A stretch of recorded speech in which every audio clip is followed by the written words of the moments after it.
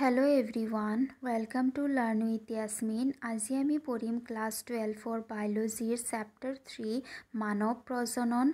So ইয়াৰ আগৰ যে দুটা চেপ্টাৰ যে আছে, এটা আছে কি জীৱৰ প্ৰজনন আৰু এটা আছে সপুষ্পক উদ্ভিদৰ যৌন প্ৰজনন। সো এই দুটা চেপ্টাৰৰ গোটেইখিনি ভিডিঅ'ৰ প্লেলিষ্ট বনোৱা হৈছে আৰু সেই প্লেলিষ্টৰ যেটো লিংক হেতু তোমালোকে ডেসক্ৰিপশনত পাই যাবা, যদি চোৱা নাই চাই ল'বা। সো আমি আজি পঢ়িম স্ত্ৰী জনন তন্ত্ৰ। স্ত্ৰী জনন তন্ত্ৰ মানে কি, স্ত্ৰীৰ জীৱৰ অংশই প্ৰজননত ভাগ লয়। জীৱৰ অংশৰ পৰা কি হয়, যিবোৰ তোমাৰ জনন কোষ আছে সেইবোৰ সৃষ্টি হোৱা অংশ কি কি আছে, অংগ কি কি আছে। আৰু আমি জানো যে অংগসমূহ লগ লাগি কিহৰ গঠন হয়, অংগ তন্ত্ৰৰ গঠন হয়, হয়নে? সো আমি ইয়াতে পঢ়িম স্ত্ৰীৰ জননত ভাগ লোৱা যিবোৰ অংগ আছে সেইবোৰ লগ লাগি কি গঠন কৰিছে, স্ত্ৰী জনন তন্ত্ৰ গঠন কৰিছে। সো স্ত্ৰী জনন তন্ত্ৰটো পঢ়াৰ আগতে আমি প্ৰথমতে চাওঁ যে স্ত্ৰীৰ জনন তন্ত্ৰৰ যেটো গঠন আছে সেইটো কেনেকুৱা হয়। এইটো হৈছে এটা স্ত্ৰী জনন তন্ত্ৰৰ ছবি চিত্ৰ। এই স্ত্ৰী জনন তন্ত্ৰ চোৱা কি কি অংশ আছে। এইটো যে ৰঙা ৰঙা যে অংশ দেখিবলৈ পাইছা দুই সাইডে, এই দুটা কি বুলি কোৱা হয়, ডিম্বাশয় বুলি কোৱা হয়। আৰু ডিম্বাশয়ত কি হয়, ডিম্বাণুসমূহৰ সৃষ্টি হয়। তাৰমানে ডিম্বাশয় কেইটা থাকে, ডিম্বাশয় দুটা থাকে, এজোৰ ডিম্বাশয় থাকে। তাৰপিছত চোৱা এই ডিম্বাশয়ৰ লগত লাগি থকা এটা এনেদৰে টিউব আছে, দুয়োফালে চোৱা ডিম্বাশয়ৰ লগত লাগি থকা দুটা টিউব আছে। এই টিউবক কোৱা হয় ফেলোপিয়ান টিউব বা ডিম্ব নলী বুলি কোৱা হয়। বুজি পাইছানে? এই ডিম্বনলীত কি হয়, যেতিয়া ডিম্বাশয়ে ডিম্বাণুটো এৰি দিয়ে তেতিয়া ই আহি পেলাই এই ডিম্বনলীৰ মাজেৰে কি হয়, ডিম্বনলীত আহি পেলাই পৰে। তাৰপিছত এই ডিম্বনলীত ইহঁতৰ নিক্ষেপণ হয় শুক্ৰাণুৰ সৈতে। সো তাৰপিছত হৈছে কি, এইটো যে মাজত যে এটা বেগৰ দৰে ষ্ট্ৰাকচাৰ যে ডাঙৰ ষ্ট্ৰাকচাৰ দেখা পাইছা, এইটো ষ্ট্ৰাকচাৰক জৰায়ু বুলি কোৱা হয়। জৰায়ুত কি হয়, যিটো ভ্ৰূণ থাকে ভ্ৰূণৰ বিকাশ, বৃদ্ধি আৰু বিকাশ হয় জৰায়ুত। তাৰপিছত চোৱা তলৰ ফালে এইটো এটা যিটো জৰায়ুৰ চাৰিওফালে যে এইটো যে আৱৰণিটো যে দেখিছা, এইটো আৱৰণিক কি বুলি কোৱা হয়, জৰায়ু গ্ৰীৱা বুলি কোৱা হয়। তাৰপিছত এই জৰায়ুৰ গ্ৰীৱাৰ ভিতৰত চোৱা এটা নলীৰ দৰে অংশ আছে, তাক গ্ৰীৱানলী বুলি কোৱা হয়। গ্ৰীৱানলীয়ে কি কৰে, এই জৰায়ু আৰু তলত যে যোনি আছে এই দুটাক সংযোগ কৰে। তাৰপিছত চোৱা যোনিটো কি হয়, যিটো স্ত্ৰীৰ দেহৰ বাহিৰৰ যিটো জনন অংগ আছে তাক যোনি বুলি কোৱা হয়। এই যোনিৰ মাজেৰে শুক্ৰাণুসমূহ স্ত্ৰীৰ দেহৰ ভিতৰত নিক্ষেপ কৰা হয়। সো থুলমূলকৈ এইখিনিয়ে হৈছে তোমাৰ যিখিনি মেইন পাৰ্টছ স্ত্ৰীৰ জনন তন্ত্ৰৰ। ইয়াৰো উপৰি চোৱা যিটো ফেলোপিয়ান নলী আছে ডিম্বনলীসমূহত তিনিটা ভাগ থাকে। এইটো যে তলৰ যে আঙুলি সদৃশ অংশ ইয়াক কোৱা হয় ইনফাণ্ডিবুলাম, চুপিৰ দৰে যে অংশ ইয়াক ইনফাণ্ডিবুলাম বুলি কোৱা হয়। এই আঙুলি সদৃশৰ ওপৰৰ যিটো অংশ তাক কোৱা হয় এম্পুলা আৰু একেবাৰে ওপৰৰ অংশটোক কোৱা হয় যোজক। তাৰপিছত স্ত্ৰী জনন তন্ত্ৰত তিনিটা লেয়াৰ থাকে, তিনিটা আৱৰণি থাকে। ইয়াৰ একেবাৰে ভিতৰৰ আৱৰণটো কোৱা হয় এণ্ডোমেট্ৰিয়াম, মাজৰটো কোৱা হয় মায়োমেট্ৰিয়াম আৰু একেবাৰে বাহিৰৰ যিটো আৱৰণি সেইটো কোৱা হয় পেৰিমেট্ৰিয়াম। এইবোৰৰ কোনটোৰ কি কাম সেই বিষয়ে আমি এতিয়া পঢ়িম। সো আমি এতিয়া চাওঁ পাৰ্টবোৰ পালোঁ, স্ত্ৰী জনন তন্ত্ৰত কি কি অংশ ক'ত কেনেকৈ থাকে। সো এইবোৰৰ কোনটোৰ কি কাম সেই বিষয়ে আমি এতিয়া চাওঁ। সো স্ত্ৰী জনন তন্ত্ৰটো কিহৰ দ্বাৰা গঠিত হয়, যেনেকুৱা আমি পালোঁ স্ত্ৰী জনন তন্ত্ৰটো এজৰ ডিম্ববাহী নলীৰ সৈতে ডিম্বাশয়, জৰায়ু গ্ৰীৱা, যোনি আৰু বাহ্যিক জননেন্দ্ৰিয়ৰে গঠিত। এই অংগবোৰে নাৰীৰ দেহৰ শ্ৰোণী অঞ্চলত থাকে। এজৰ স্ত্ৰী স্তন গ্ৰহণটিৰ লগতে এই জনন অংগবোৰ একেলগে স্ত্ৰী দেহৰ প্ৰধান প্ৰাজনিক প্ৰক্ৰিয়া যেনেকুৱা ডিম্বক্ষৰণ, নিষেচন, গৰ্ভধাৰণ, সন্তান প্ৰসৱ, প্ৰতিপালন আদি মুখ্য ভূমিকা পালন কৰে। যেনেকুৱা আমি পাইছোঁ যে স্ত্ৰীৰ জনন অংগটোত কি থাকে, ডিম্বাশয় থাকে হয়নে। ডিম্বাশয়টোৱে কি কৰে, ডিম্বাণু নিঃসৰণ কৰে আৰু ডিম্বাশয়টোক কি বুলি কোৱা হয়, প্ৰাথমিক জনন অংগ বুলি কোৱা হয়। ডিম্বাশয় হৈছে কি, প্ৰাথমিক জনন অংগ। তাৰপিছত যিবোৰ বাকীবোৰ যে আছে, ডিম্ববাহী নলী, তাৰপিছত জৰায়ু, গ্ৰীবা, যোনি বা বাহ্যিক যিবোৰ জননেন্দ্ৰিয়, এইবোৰক গোটেইবোৰক মিলি পেলাই কোৱা হয় কি, ছেকেণ্ডাৰী, তাৰমানে গৌণ জনন অংগ বুলি কোৱা হয়। বুজি পাইছানে? ডিম্বাশয় হৈছে কি, প্ৰাথমিক জনন অংগ আৰু বাকী কেইটা কি বুলি কোৱা হয়, গৌণ জনন অংগ বুলি কোৱা হয়। তাৰপিছত এই যিবোৰ জনন অংগ আছে স্ত্ৰীৰ দেহত বা যিবোৰ স্ত্ৰী জনন তন্ত্ৰটো যে আছে, সেইটো ক'ত থাকে, নাৰীৰ দেহৰ শ্ৰোণী অঞ্চলত। পুৰুষৰ যেনেকুৱা তলপেটৰ তলৰ ফালে থাকে পেলভিছ অঞ্চলত, তেনেকুৱা নাৰীৰো পেলভিছ অঞ্চলতে থাকে, শ্ৰোণী অঞ্চলত দেহৰ। তাৰপিছত চোৱা, ইয়াৰো উপৰি কি লাগে, এইকেইটা যে আমি যে গঠনকেইটা যে পালোঁ, ডিম্বাশয়, জৰায়ু, ইয়াৰো উপৰিও এজৰ স্তন গ্ৰহন্তীৰ প্ৰয়োজন হয়। তাৰ দ্বাৰা কি হ'ব পাৰে, যিবোৰ কাম আছে, স্ত্ৰীৰ যিবোৰ প্ৰজননৰ লগত জড়িত কাম আছে, সেইবোৰ সম্পূৰ্ণ হয়। এতিয়া চোৱা, প্ৰথমটো আছে কি, ডিম্বাশয়, মুখ্য জনন অংগ কি হয়, ডিম্বাশয়। ডিম্বাশয়ে কি কৰে, ডিম্বাশয়ে ডিম্বক্ষৰণ কৰে। বুজি পাইছানে? তাৰপিছত ডিম্বক্ষৰণ কৰাৰ পিছত নিষেচন ক'ত হয়, নিষেচন হয় তোমাৰ ডিম্ববাহী নলীত। তাৰপিছত গৰ্ভধাৰণ ক'ত হয়, গৰ্ভধাৰণ হয় জৰায়ুৰ ভিতৰত ভ্ৰূণৰ বৃদ্ধি আৰু বিকাশ হয়। তাৰপিছত আছে কি, প্ৰসৱ ক'ত হয়, প্ৰসৱ যিটো জৰায়ু গ্ৰীবা আছে, জৰায়ু গ্ৰীবা আৰু যোনিৰ যিটো অপেনিংছ আছে, যিটো মুখ আছে, সেইটোৰ মাজেৰে সন্তান প্ৰসৱ হয়। আৰু সন্তান প্ৰসৱ হোৱাৰ পিছত কি হ'ব লাগে, সন্তান প্ৰতিপালন হ'ব লাগে। আৰু সন্তান প্ৰতিপালন হোৱাৰ কাৰণে কিহৰ দৰকাৰ হয়, স্তন গ্ৰহন্তি, মাকৰ গাখীৰ। চ' এইকেইটা বস্তুৰ দৰকাৰ হয় স্ত্ৰীৰ জননতন্ত্ৰটো গঠন হ'বলৈ। বুজি পালানে কোনটোৰ কি কাম? ডিম্বাশয়ে ডিম্বক্ষৰণ কৰে, তাৰপিছত ডিম্ববাহী নলীত নিষেচন হয়, তাৰপিছত জৰায়ুত গৰ্ভধাৰণ হয়, জৰায়ু গ্ৰীবা আৰু যোনিৰ মাজেৰে সন্তান প্ৰসৱ হয়, আৰু সন্তান প্ৰতিপালন হয় স্তন গ্ৰহন্তীৰ দ্বাৰা।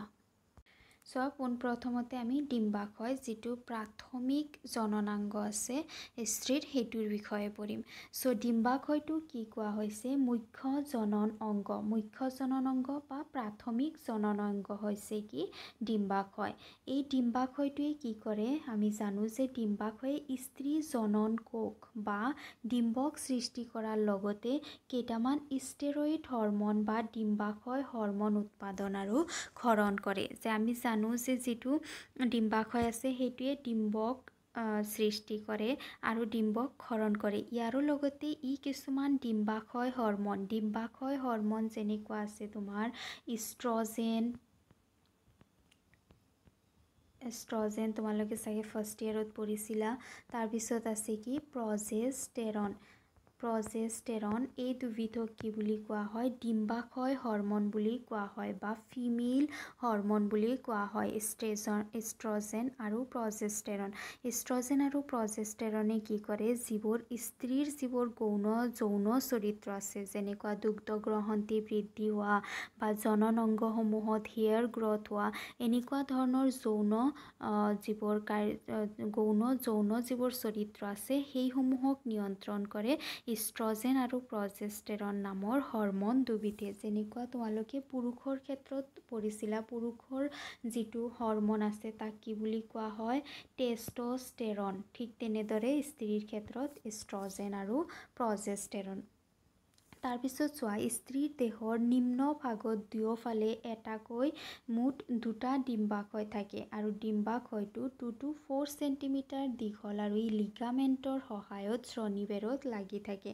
তাৰমানে আমি চাইছোঁ যেতিয়া ডিম্বাশয়ত যিটো আমি স্ত্ৰী জননতন্ত্ৰৰ গঠন চাইছোঁ তেতিয়া দেখা পাইছোঁ কি ডিম্বাশয় দুটা থাকে হয়নে, দুটা ডিম্বাশয় দুইফালে থকা আমি দেখিবলৈ পাইছোঁ আৰু স্ত্ৰীৰ যিটো উদৰ ভাগ আছে যিটো পেটৰ একেবাৰে তলৰ নিম্ন অংশত আমি দেখিবলৈ পাইছোঁ ডিম্বাশয়ৰ আকাৰ কিমান হয় 2 পৰা 4 চেণ্টিমিটাৰ মাত্ৰ আৰু ডিম্বাশয়টো যিটো শ্ৰোণী থাকে শ্ৰোণীৰ সৈতে কেনেদৰে লাগি থাকে এইটো ফটোত চোৱা চিত্ৰত চোৱা এইটো হৈছে কি ডিম্বাশয় হয়নে।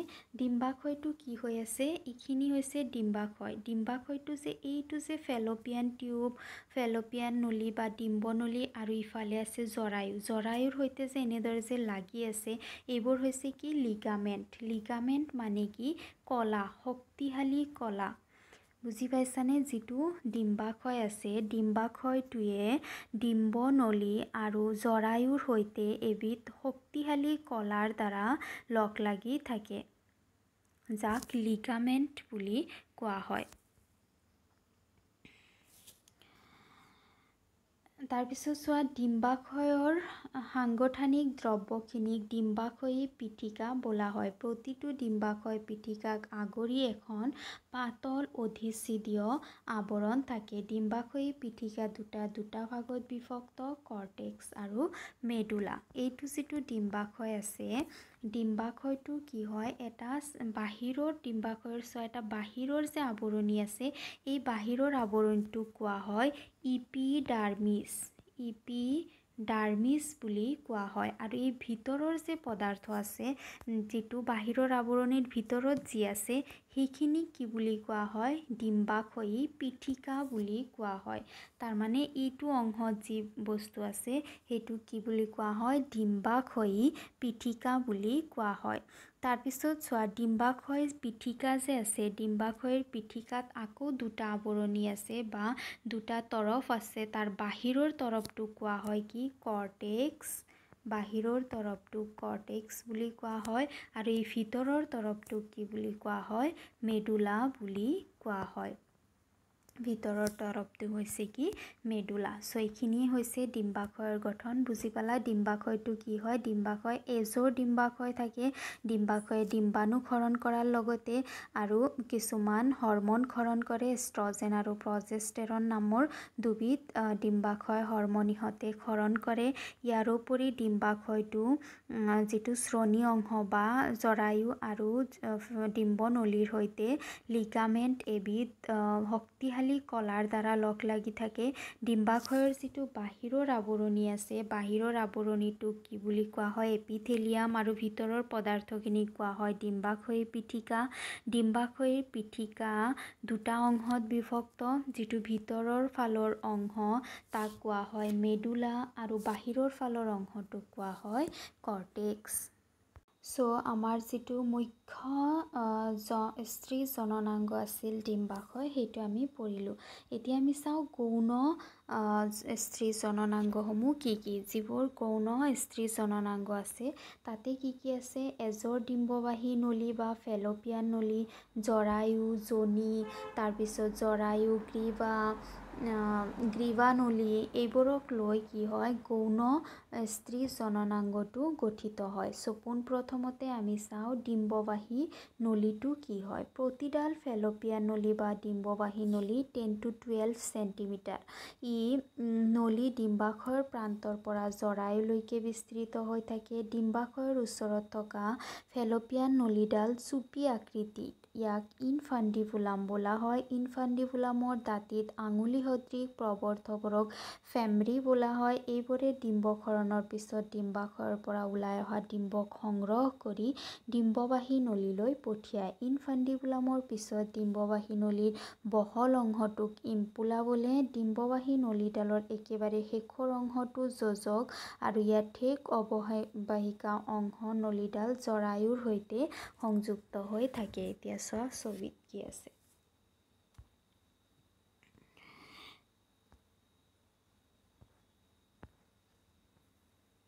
সো এইটো হৈছে কি ডিম্ববাহী নলী বা ফেলোপিয়ান নলী। ফেলোপিয়ান নলীটো কি হয় 10 to 12 চেণ্টিমিটাৰলৈকে দীঘল হয়। এইটো যে নলীটো যে আছে এইটো 10 to 12 চেণ্টিমিটাৰ লেন্থৰ হয়। তাৰপিছত ইয়াতে কি হয়, ইয়াতে তোমাৰ কিছুমান অংশ থাকে। এই চুপিৰ দৰে যিটো অংশ আছে এইটো অংশক কি বুলি কোৱা হয়, ইনফাণ্ডিবুলাম বুলি কোৱা হয়। তাৰপিছত চুপিৰ ওপৰৰ ফালে এইটো যে বহল অংশটো যে আছে এই নলীৰ এইখিনি অংশ কি হয়, বহল অংশ। এই অংশটোক কি বুলি কোৱা হয়, এম্পুলা বুলি কোৱা হয়। তাৰপিছত এইটো যে অংশ যিটো জৰায়ুৰ লগত লগ লাগি আছে সেইটো অংশক কি বুলি কোৱা হয়, যোজক বুলি কোৱা হয়। তাৰপিছত ইনফাণ্ডিবুলামৰ তলত যে আঙুলিৰ দৰে অংশ আছে সেইবোৰক কোৱা হয় ফেমৰি। ফেমৰিৰ কাম কি, যেতিয়া ডিম্বাশয়ে ডিম্বাণু এটা ক্ষৰণ কৰে তেতিয়া এই ফেমৰিসমূহে ডিম্বাণুটোক গ্ৰহণ কৰি পেলাই ইয়াক ডিম্ববাহী নলীলৈ পঠিয়াই দিয়ে, য'ত নিষেচন হয়। তাৰপিছত চোৱা যিটো ফেলোপিয়ান নলী বা ডিম্ববাহী নলী থাকে সেইটো কি হয়, সেইটো জৰায়ুৰ লগত সংযুক্ত হৈ থাকে ইফালে, আৰু ইফালে সংযুক্ত হৈ থাকে কিহৰ লগত, ডিম্বাশয়ৰ লগত সংযুক্ত হৈ থাকে।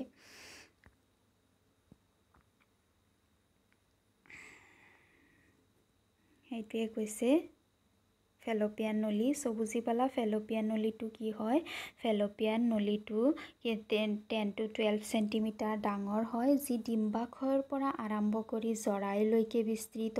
ই চুপিৰ দৰে, আৰু ইয়াৰ যিটো চুপিৰ দৰে অংশ তাক ইনফাণ্ডিবুলাম বুলি কোৱা হয়। তাৰপিছত ইয়াৰ ইনফাণ্ডিবুলামৰ আগত আঙুলিৰ দৰে যিবোৰ অংশ আছে তাক ফেমৰি বুলি কোৱা হয়। তাৰপিছত যিটো তাৰ পিছৰ অংশ আছে সেইটো অলপমান বহল অংশ, সেইটোক এম্পুলা বুলি কোৱা হয়। তাৰ পিছৰ অংশটো হৈছে কি, যোজক।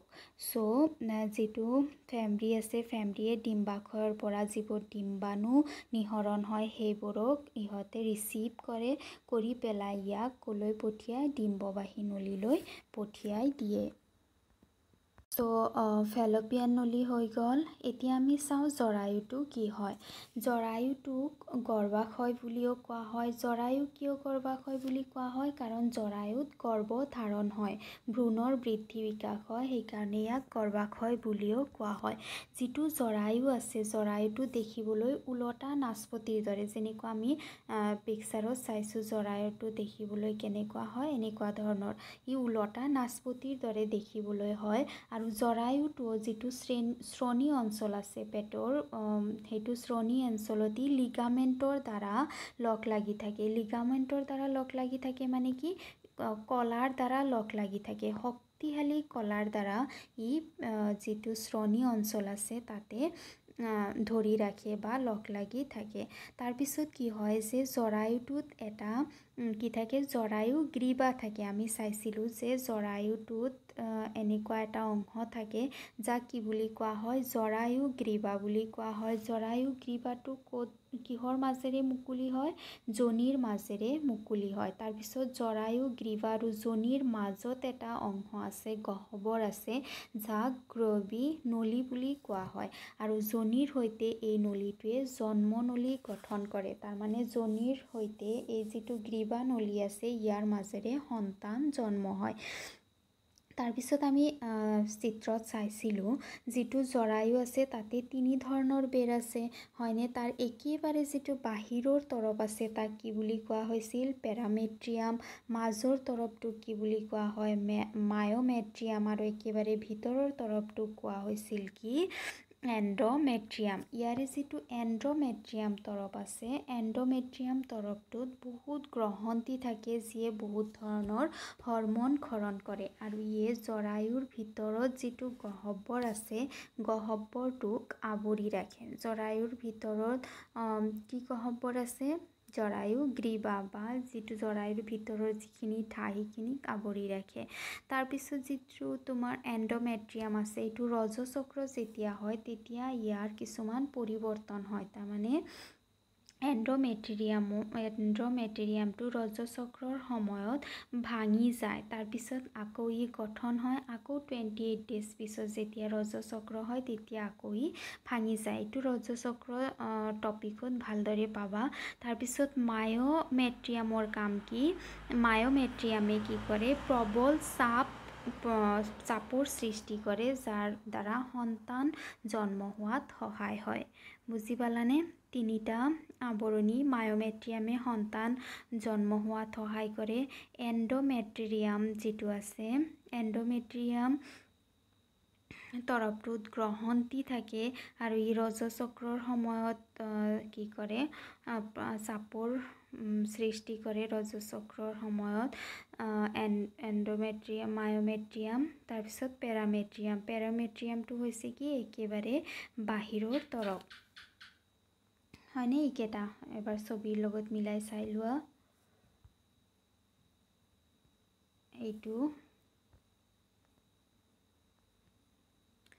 এইটো যে মাজৰ যে অংশ, এই মাজৰ অংশটো, এইটো অংশ কি বুলি কোৱা হয়? জৰায়ু বুলি কোৱা হয়।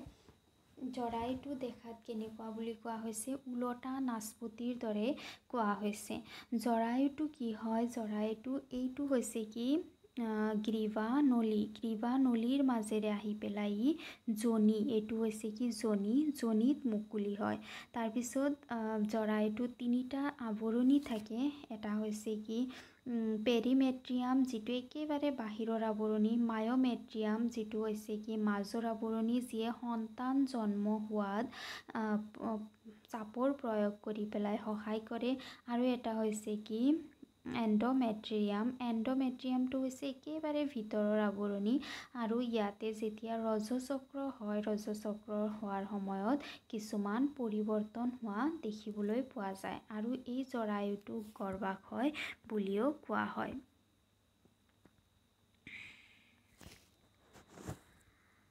ইয়াতে হৈ গ'ল এইখিনি। নেক্সট আছে কি? বাহ্যিক জনন ইন্দ্ৰিয়। বাহ্যিক জনন ইন্দ্ৰিয়ৰ বিষয়ে আমি নেক্সট ভিডিঅ'ত আলোচনা কৰিম। তোমালোকে আগৰ দুটা চেপ্টাৰৰ ভিডিঅ'বোৰ যদি চোৱা নাই তেতিয়াহ'লে চাই ল'বা। আজিৰ ভিডিঅ' কেনেকুৱা পালা জনাবলৈ নাপাহৰিবা। যদি ভিডিঅ' ভাল লাগিছে তেতিয়াহ'লে লাইক কৰিবা, বন্ধু বান্ধৱৰ সৈতে ভিডিঅ' শ্বেয়াৰ কৰিবা আৰু চেনেল ছাবস্ক্ৰাইব কৰিবা। Thank U.